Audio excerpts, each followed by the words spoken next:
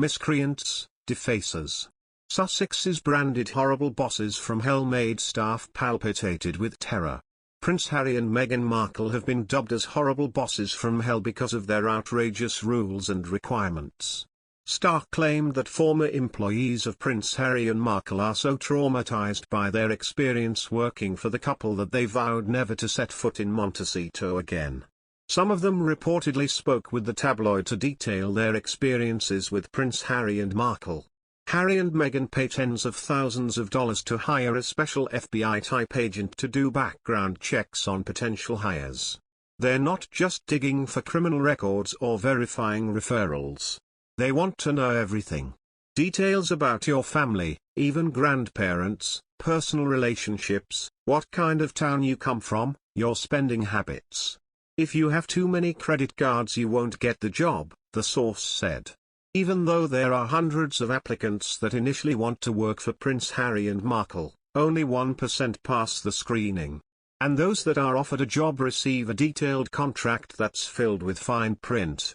A source claimed that a common complaint among the Sussexes' former employees is that the contract is so complicated that even licensed attorneys would have a hard time deciphering its contents. The insider added that Prince Harry and Markle have very specific demands.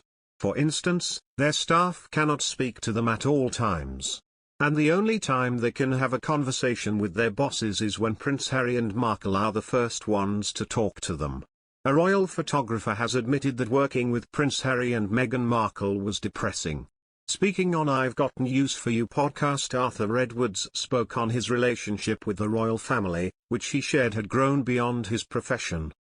However, after the Duke of Sussex met Meghan Markle, Arthur said that he had felt uncomfortable being around the couple. Camilla would always say hello, Kate says hello, William, yeah, they're all very friendly, and so was Harry until he met Meghan, and then he became very very distant and he became almost, well, it was miserable, he said. In fact, in the end I didn't do Harry's tours. I didn't do Harry's tour of Australia, not with Meghan. I didn't do Harry's tour of South Africa with Meghan. I just find it very depressing with them. Body language experts believe Prince Harry transformed into a wounded puppy after receiving a reported scolding from Meghan Markle.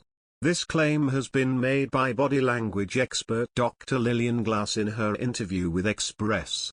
She began the interview by referencing Prince Harry's apparent discomfort and claimed, Harry looked like a fish out of water as he didn't know what to do or how to comfort himself as he looked down at the award and examined it and then rocked back and forth and pulled away from Meghan. He straightened up for a while when she quickly turned her head towards him and shot him a not so pleasant look, indicating that he was on stage and to be aware of it and to shape up. He purses his lips in embarrassment and then cocks his head like a wounded puppy and then looks at the camera. He is not smiling the whole time he is up there. He then forgets and looks back at her and looks down and then returns to facing the camera. While looking at the camera he continues to rock back and forth like a child that feels uncomfortable because they have a full bladder. His rocking back and forth indicates he really doesn't want to be there, as further punctuated by his lack of a smile and dull eyes. Meghan on the other hand is in her element as she looks directly into the camera and speaks eloquently.